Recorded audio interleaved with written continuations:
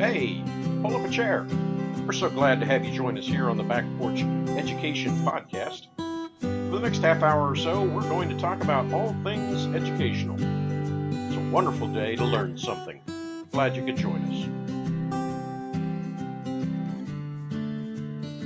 Good evening, good morning, good afternoon. Guys, I'm skipping the poem today. I just want to get right into it. This book that Steve and I were reading together, it's called Leisure, The Basis of Culture.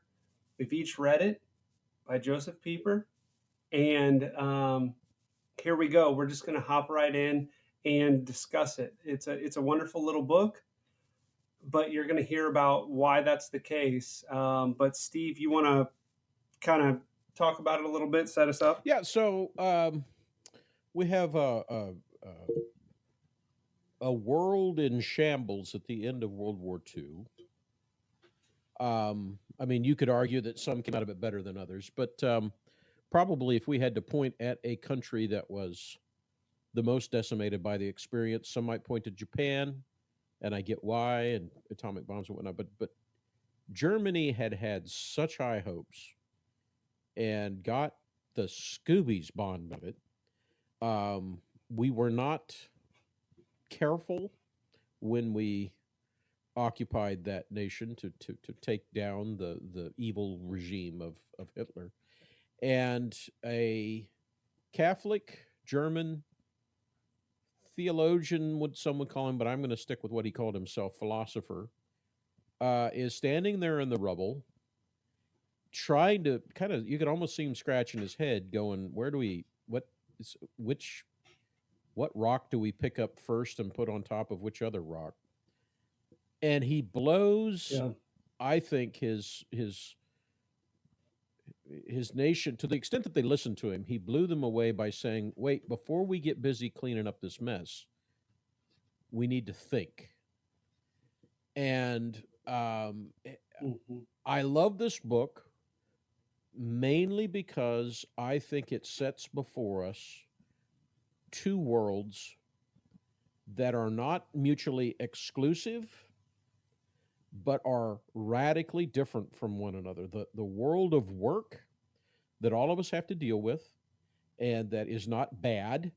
He Hmm. doesn't paint it as evil or ugly or unspiritual or anything like that. The world of work is a good thing. But Yeah, you also absolutely. have this world of leisure. And by leisure, right off the bat, he almost seems to anticipate the American issue. When I say leisure, many people are thinking a Sunday afternoon, a cold beverage, a soft couch, probably, yeah, Netflix. probably a TV in front of them, and they're at leisure doing nothing, but vegging out. And this is not what he means. No. Um, Maybe I'll let you define, Jason, the leisure that Mister Pieper is suggesting to his decimated country, who obviously needs to get to work. He says, but wait a minute. In order for us to be the kind of people that don't have to keep doing this work over and over and over of rebuilding from rubble, Hmm. we ought to become the kind of people who have a good culture, and that requires leisure. How would you define his view of leisure? Okay, good. That's a huge question because okay, so when I'm taking notes in a book, like when I'm reading, and an author provides a definition for me, what I do is I put a box around that word, and so that signals to me, hey, here's the definition. I put a box around leisure like 15 times in this, okay? Because he kept saying leisure is this, and it would be helpful. But then he wouldn't reduce it to that. He would say, and it's this, right? Later, leisure is this. Um, so there's a lot of threads to untie when it comes to defining leisure. But I think without going to quotes directly, where I would start is where you started, Steve, with the two worlds. That there's his expression, well, in translation, the workaday world, right? And then there is the world of leisure. Um, and so occupying that second world, that useless, um, worshipful world, that's leisure. And he has a lot to say about how we should occupy that space and that time, about it being sort of effortless. It's very graceful, right? Like his words are seasoned, as it were, right? It's grace, like it's a giving time. It's comes after hard work, but it isn't the result of hard work. Um, he kind of is all over the place, or maybe I was just all over the place reading through it, but I maybe that's my first best effort. Yep. Let's let him uh, help us a little bit. He says right at the end of page 1, beginning of page 2, the original conception of leisure, as it arose in the civilized world of Greece, has, however, become unrecognizable in the world of planned diligence. And then he puts in Hmm. quotes, total labor, Yeah, which he's going to come back a to a lot. lot. And in order to Hmm. gain a clear notion of leisure, we must begin by setting aside the prejudice, our prejudice, that comes from overvaluing the sphere of work. So again, he's not against work. Yeah, no, he's for work. He says the world of work has become our whole world. Right. But in it, that there be this two-handed approach that recognizes work and leisure are both together what it means to be human. Yes, good. Yes, absolutely. And he quotes Max Weber, the familiar saying, one does not work to live, one lives to work, which I've never Right. liked. Yeah. But which nowadays, I'm quoting Pieper now, no one has much difficulty in understanding, right? Leisure for many of us has become the way we get rest so that we can work well. Hmm. It's not an act of its own, it is a support to making us good workers. Good. You need time off to get some rest and to have some leisure and take your mind off your work for a little while so you can come back and work really well, which is to me total labor, right? In the end, even leisure has become a servant to the big thing, the main thing, labor, Yes. right? And he gets at exactly that. I'm not going to be able to hunt it down, but he gets at exactly that when he talks about how um, a pause from work for the sake of work, that's not leisure, Correct, right? correct.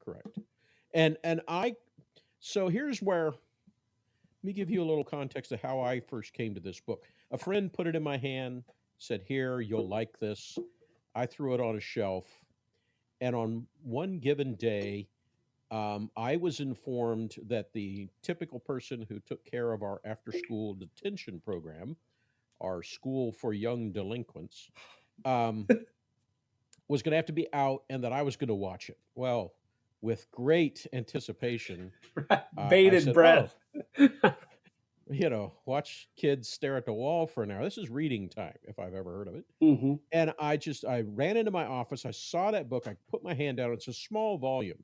So if you're listening and you haven't looked this book up, we're talking about a very small volume. This is not some major tome of philosophy. 100 pages or Yeah, thereabouts. 100 pages.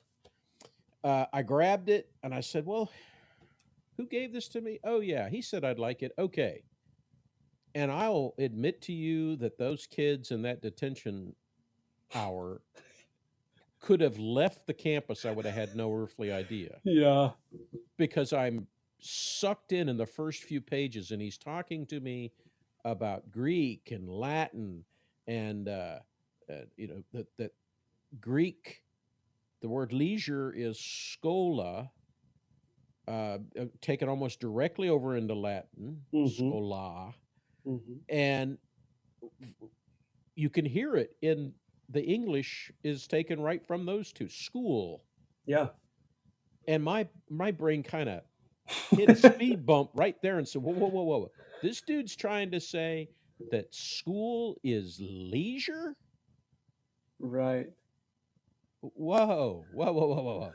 Because my whole educational training had homework and schoolwork and rigor and keep them busy and worksheets and uh, you know the word Work, work was total all work. over the It was place. total work. Yeah, Yeah, exactly. and now this guy's throwing a whole monkey wrench in there, saying, "Wait a minute, the very derivation of this word is leisure. I got to find out what this is." And and again, I want to emphasize he's not talking about a cessation of activity. He's talking about an activity of a different nature. Work Hmm. is designed to get things done. Leisure is designed to get me done. I, Yeah. work is when I produce.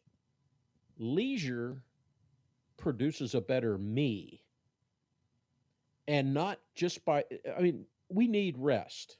We should be getting that 1 and 7, right? The scriptures, Well, God needed it right? or took it anyway. And set an example, and it's been clear. And you can cite who was it? The Chinese, I think, tried a 10-day week and it failed miserably. People have tried the total labor of 7 days, no time off, et cetera, and it just fails. At some point, Hmm. you know employers realize they need to pay people to take a couple weeks off because they're better workers. That's not leisure. That's rest. That's good and necessary and a part of work. But we're talking about the soul accomplishing something in this life. Right. Uh, And I think that Pieper would be comfortable with that sort of the soul accomplishing something.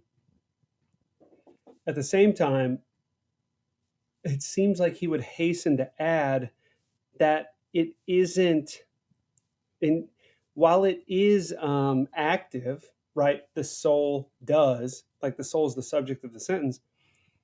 It is also very receptive, right? It's very well, like I was talking about earlier. It's grace. It's something given.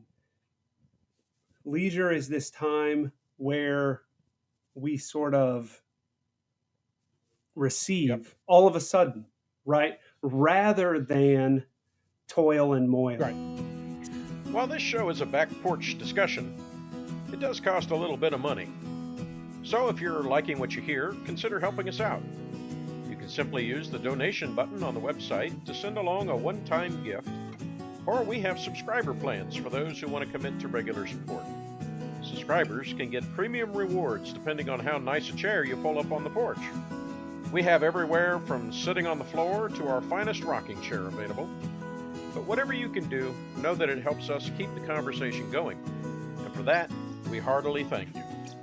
All right, Steve. So I just gave us the ridiculous task of trying to get at the foundation of Pieper's philosophy when it comes to leisure and how leisure fits in with that. Um, it seems unkind to make you try and answer that first. So I'll give it a shot. I'll wait with bated breath. Okay, so here's what I want to do. I want to do what Pieper does, which is ask a question. His usage of questions. Okay, sidebar. His usage of questions through this is very compelling. Yep. Like if you are a teacher who is bad at asking good questions, check this out. Also, if you're a teacher who is good at asking good questions, check this out. Like he's really good at using them in such a way that lures you in. It's really compelling. Okay, so one of the fundamental questions for Pieper is there a difference between the servile arts and the liberal arts? And he wants to sort of recast that, and basically, like, asking that question is his way of asking, does the world of leisure exist? Is there such a thing as the world of leisure or not? And if you answer the question yes, then what Pieper's going to say is, well, the liberal arts are going to be the way that you go about that, Yep. right? Now, notice But it happens almost go immediately. ahead, go ahead. I've got something to say about Dorothy Sayers. Okay, go Almost ahead. immediately when he brings up the liberal arts, at least in the context that I live in, people want to monetize this thing. Thank you. That's They want to exactly what put I the was going to bad say. boy to work. How is a Yeah. liberal arts major in college? I get asked this all the time because I push kids. I said there's one or two reasons you'd go to college. One is to get licensure for a specific job that you want to get, and God bless them, most freshmen in high school, or I'm sorry, freshmen in college, probably aren't real clear on what they want to do with the rest of their life, but some of them are, and they're going to go get it, and that's great, and I have no problem Mhm. with that. But No, there's it's amazing. another group of people who are headed to college for the same reason that they've been getting an education all along, and that's to become better people. And these are the ones that Hmm. want to cultivate wisdom and virtue. And so they want to cultivate the tools of wisdom and virtue, which I would argue are the liberal arts. So a major in those arts is not necessarily a bad thing, especially when they're getting kind of shortchanged these days in the K 12 uh, gifting of those arts. Yeah. Extra study in that is not a bad thing. But then, of course, I'm immediately faced by somebody who wants to know how am I ever going to make money off of that? Well, you won't. You're not going to make money off You that. don't monetize leisure, okay? But if you get good Right. at leisure and become the kind of person that leisure will produce, people will want to hire you. Sure. And Exactly. and your work is not completely I don't want to come across as though this book is pitting work and leisure against one another. They're saying they're two spheres that need their appropriate amount of time. I don't think Pieper would say that the average person should devote as much time to leisure as they do to work. Most of the time that's not possible. Right. But when the work world swallows up or attempts to enslave, monetize Hmm. the world of leisure, you suddenly have people burning out, unsure of why they're even here, pretty short-sighted, and I mean, I think Pieper would say unimaginative. They've lost their wonder and their curiosity. They're just dull. Yeah. And I meet Sure. people like that. I've been there from time to time. And the solution is not to work harder or to take a 2-week vacation or, God bless you, take a sabbatical for a year. What are you going Hmm. to do with that year off? A hobby? Right. Yeah. That could go either towards leisure or towards work, but it's not the same as spending time. As I liked what you said is his word, receptivity, receiving Hmm.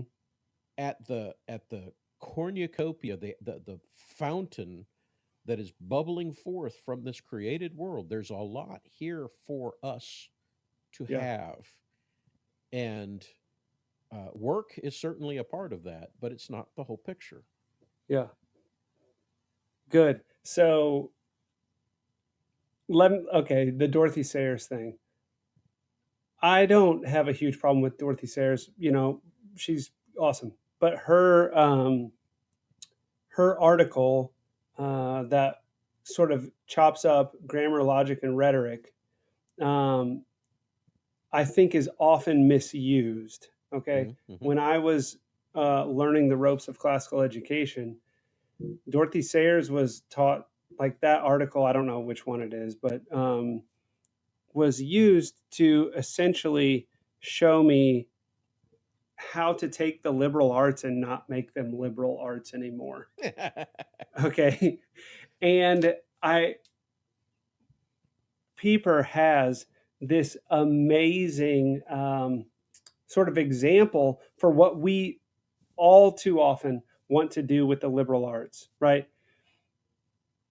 Basically, it's this. What he says is the man who I'm sorry. Okay, how did it go?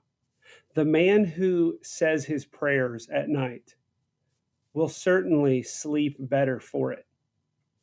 But if a man says his prayers in order to sleep better, he's completely missed the point. It's not even the same kind of thing, right?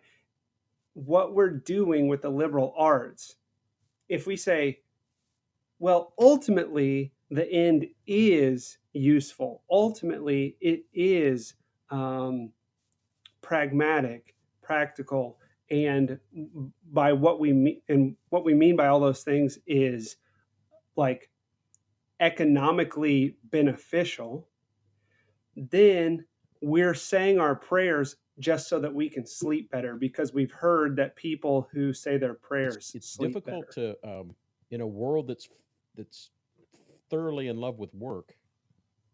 We want to turn everything into work, and this won't let itself be done. Just like you wouldn't call sleep work, Mm-hmm. you receive sleep. You don't do it. Right. You know, Right. and Oh, dude, I could have read one of Wordsworth's sonnets about insomnia. yeah, yeah, That yeah, would yeah. have been amazing. Uh, uh, Ah, I'm sorry that you weren't able to think of that in advance of this. yeah, Of course, you could always edit it in at the front. yeah. But Maybe anyway, in editing. Yeah, sure. so to not get bogged down, I think both of us are saying that a person wanting to refresh themselves and get a sense of why we teach would do well to spend a little time in this work because um, he's like a he's like a quickly flowing brook. He's refreshing. He Totally. pushes things like wonder and mystery and curiosity. Um, uh, the one quote that I remember: "Leisure, we tend to overwork as a means of self escape, as a way of trying to justify our existence." And see, leisure Mm-hmm. comes along and convinces us it provides the justification for our existence, and that it's not Mm-hmm. just our work that does so, that we ourself have value, not just what we get done with that self. Um, Yeah. Well, it's terrifying, right?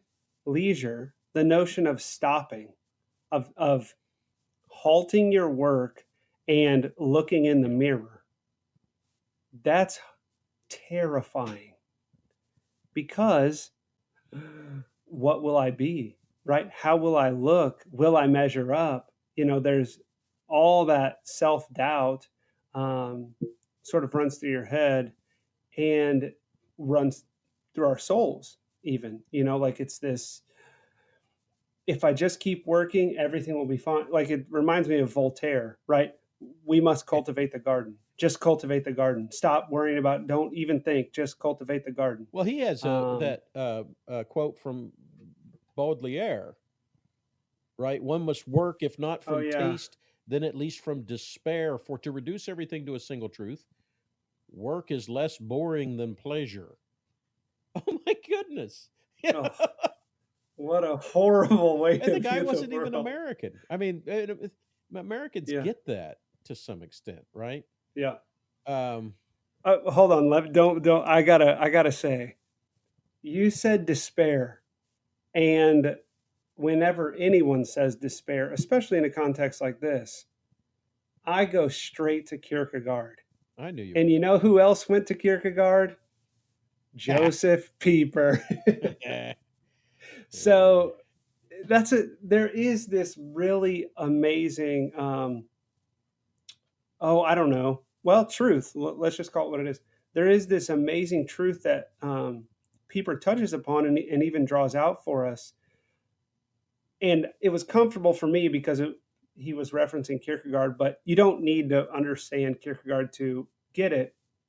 basically, what Pieper is after is he's saying Kierkegaard's right when he says um, sort of that this continual work is a despairing refusal to be oneself, right? Now that sounds paradoxical because we think, oh no, I'm a worker, I just work. No, you're not. You're not only a worker, you're a human. And so if you're a human, then leisure is acknowledging all that you are, right? It's acknowledging your right place in creation. And that's terrifying. It's easier to refuse that. Yeah. So there's Kierkegaard in 30 seconds, everybody. Mhm. Well, and I was reminded in kind of flipping back through, we did not long ago an episode on boredom in the classroom. And Mm-hmm, he mm-hmm. talks a decent amount about the human condition of boredom, but he's not very nice about it. Where's this? Yeah. To quote him, the vacancy left by absence of worship is filled by mere killing of time and by boredom, which is directly related to inability to enjoy leisure, for one can only be bored if the spiritual power to be leisurely has been lost. And I Mm. have been moved even to tears at times with students whose lives have some boredom in it and they don't know what to do about it.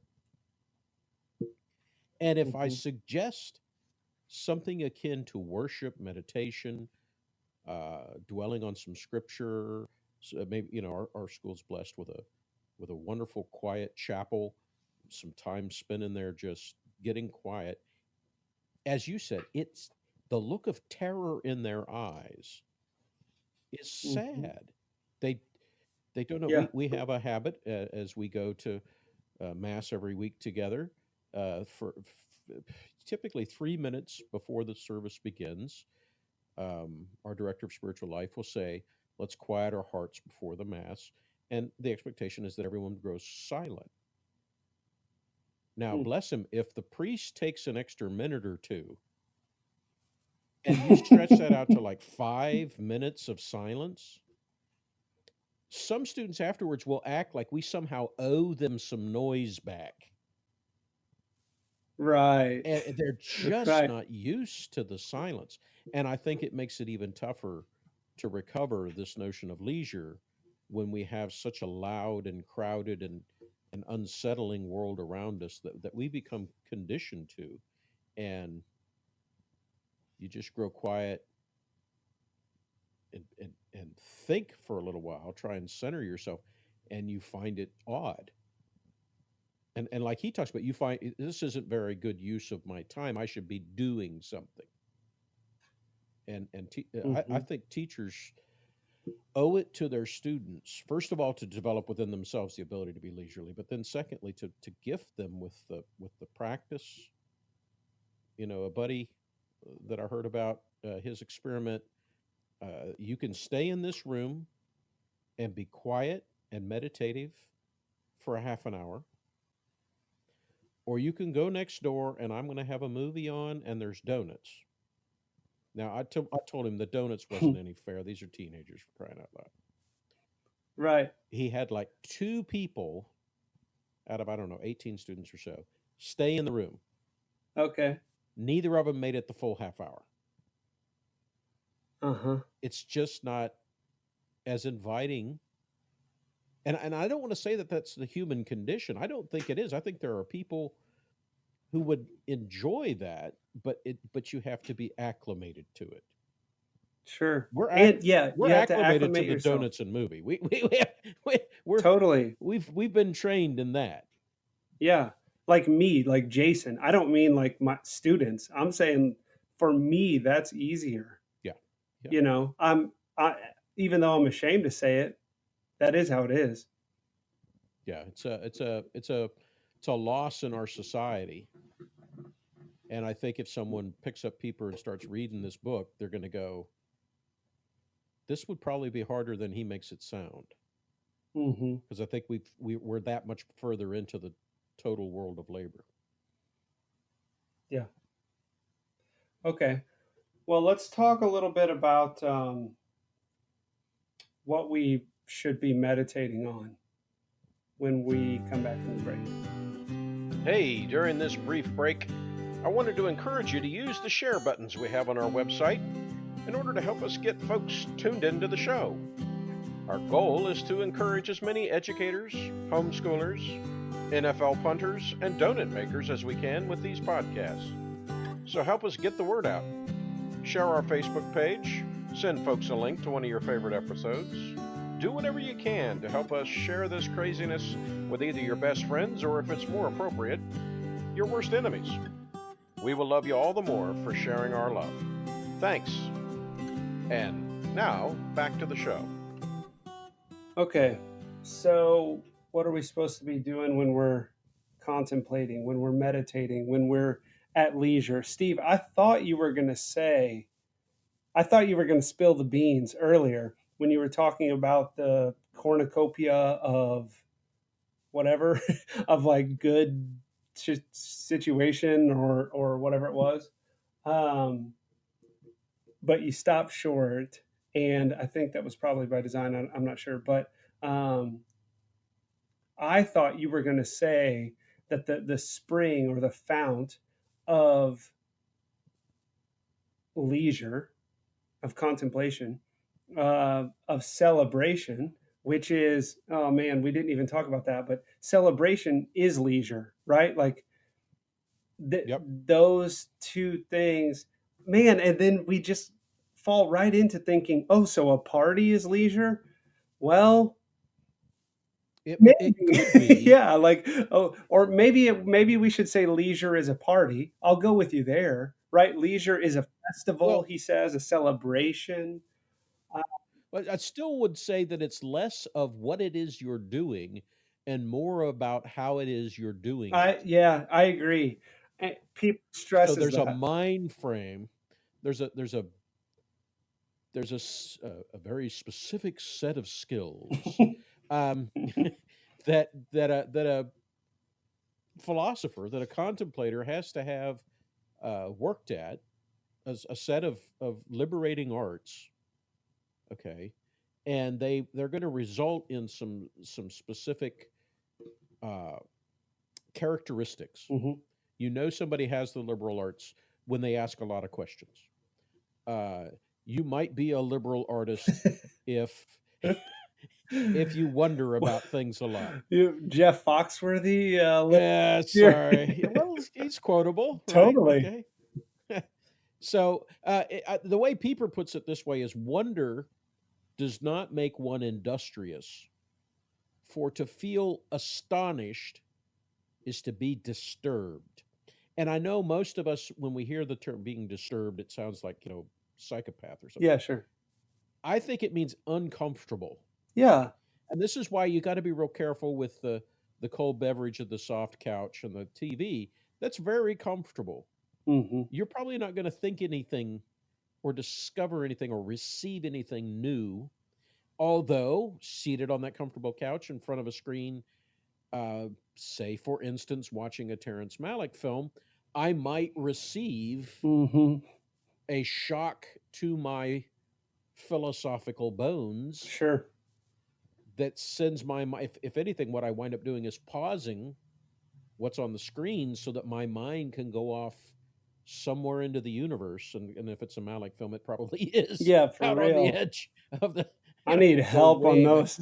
Yeah, but so the arts are certainly within the realm of leisure. Hmm. Okay, they could be the spur, but he's saying that a freed person is observant. He sees what is there. Not he doesn't need to be leisured. He's Right. at leisure, sufficient to receive what's already in the world. Yeah. And Yeah. you don't need to be wearing a leisure suit. Just had to make that joke at some point. Wow. Um, Well, we made it pretty far. Pack it up, everybody. It was a good uh, episode. Until, humor is a part of leisure, in my opinion. It's just good yeah, humor that we're let's looking get to for. that. Let's get. But this notion of disturbing, okay. Um, for instance, he goes into Christian philosophy. He says the contemplation of revealed truth is a disturbing element in Christian philosophy, though a very beautiful one, for it means that the framework of philosophy is widened, and above all, it can never rest satisfied with the flat, one dimensional harmonies of rationalism. Dude, Boom. Okay. that's pause. Well, Wow, one more that's sentence and we amazing. pause. Okay. That is the moment when a Christian philosophy, striking upon the rock of divine truth, foams and boils, and that is its unique privilege. So he's calling for Man. he's calling for um, I don't want to use the word productive. He's Reception. I mean, it's a radical. Life is a radical receiver. Like that's but what it receives best is disturbance in the pond, not the quiet water, but the rock and the waves coming out, the concentric circles coming out from a rock thrown in the pond. yeah. That disturbance in the water is what spurs leisure. I've never thought about it that way before. Ooh, Hmm. look at that. That's good. You know, That's good. Okay, well, so I've got something to add there. The I've been I was just struck by his notion of recipient, of reception. Man, just that as teachers, as students, as humans, it's not all on us, right? Like that God intervenes, that God guides. And so when I'm looking for an image of, something that sort of encapsulates all of that, instead of what you've mentioned, the couch, the cold beverage, and the television, I think that leisure, in Pieper's view, ends up looking a lot more like, kind of sore knees and sore elbows, um, on the, like on a piece of wood with your hands out, waiting for the priest to mhm. give you the sacraments, right? To disperse the bread and the cup. And I think it's with. I absolutely agree with you, but I think there are people even in that posture who are not at leisure. There's Yeah, I it's agree. bread and wine, and the leisure comes Right, when it's Christ right right. here now with The hope of me glory. and in me, right? So it's still this notion of mystery, this notion of wonder, and I think that it's worth mentioning to the listener. You and I've talked about the fact that leisure, the basis of culture, is often bound with another short work of Pieper called the philosophical act, and I believe it's purposeful. I believe that in the first one, the basis of culture, he is he's carving out a spot in life for the philosophical act to occur. And in the second work, he's saying, now let's talk specifically about how the philosophical act works, because it is something you have to do, but you Yeah. do it in a very different way than you go get the ditch dug or get the report turned into your boss. There's a whole lot more Hmm. receptivity, waiting, um, emptying than filling and going and getting. And I just want to emphasize that some people don't get how it's the basis of culture, and the first book would help with that. that it's the basis of schooling. It would be in particular my, I guess, push for this podcast is that um, Yeah. there has to be enough time in a quote unquote lesson that it's not just all about getting it done.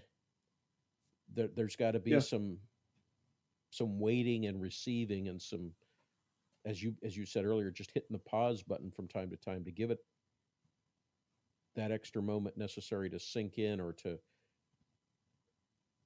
shake loose something that it's never shook loose before in the child's mind, the student's mind, because I don't think this is limited to young people. I think this is true of anyone who's learning.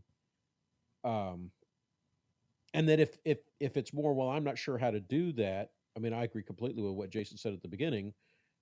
Find people who ask great questions and hang around them until you start asking questions like that yourself. Uh, but Hmm. but there's a distinction, I think, between the heart ready to receive leisure and the soul that's capable of actually entering into leisure. You first have to see the need for it before you're going to be able to do it. Yeah. Yeah. So, okay. One, I think we're already way past time, but one thing I want to say, sort of in closing, is just that statement that you made right there. Before I reread this book, I think I sort of would have been able to follow you, but having just read Pieper, it's a testament to his genius that he can so manipulate our language, right? To, like, we've really changed the way that we've talked about leisure, even since we began the conversation, as we've unpacked things, and it fits, right? That we've been talking about it in a weird way because in a lot of ways it is foreign to us. And so coming back to that notion and getting more comfortable with it, um, that's important for us. I want to end with a quote from the Philosophical Act that I think is a great end to this discussion. Um, I had a student end our conversations about this book one time by reading this, and it was just like, yes, that in a nutshell is it. It is a paragraph. It is in Pieper fashion somewhat of an involved paragraph.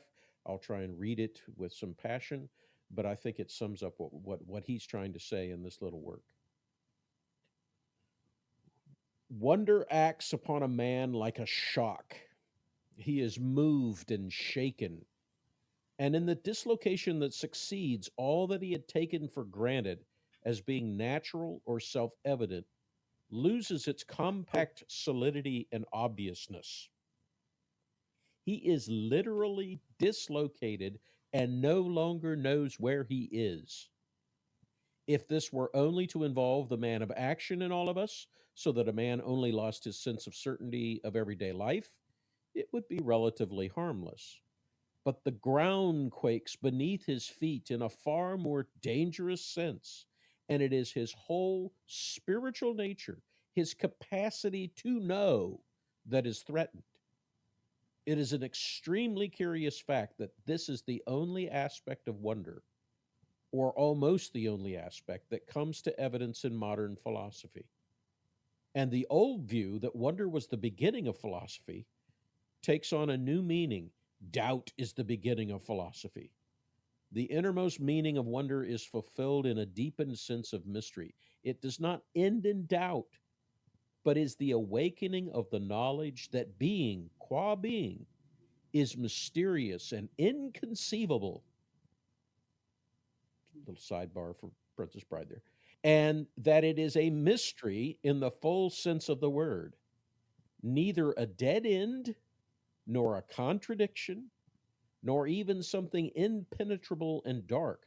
Rather, mystery means that a reality cannot be comprehended because its light is ever flowing, unfathomable, and inexhaustible. And that is what the wanderer really experiences. Yeah. Wow. Good stuff. Well, everybody, find wonder. Go get it. It's out there. Well, thanks again for joining us in this great conversation about education. We hope you will not just listen, but participate. Leave us a comment, suggestion, or thought on our website. You just never know when we'll use it on the show. Until next time, pursue joy and learn something.